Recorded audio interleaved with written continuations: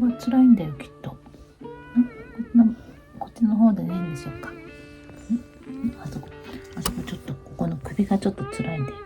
どうしようか。ここで寝るんでしょうか。ね。はい。起きて。そう。ここで寝るんですよ。ね。こっちがピンクルリン。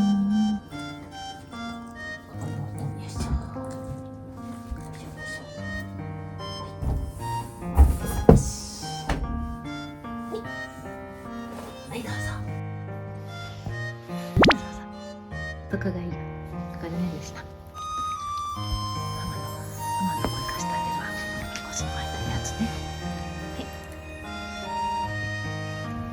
よいしょ。こ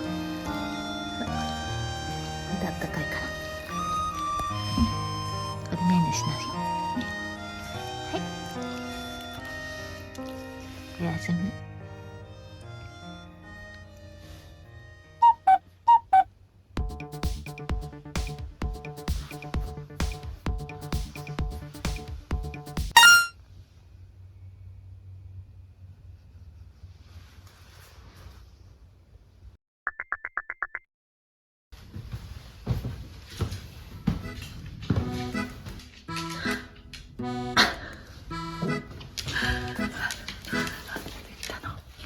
できちゃったの？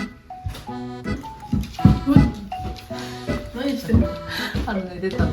あれじゃない。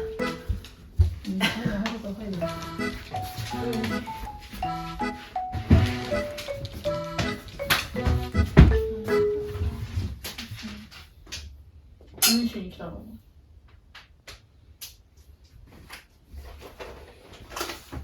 うん。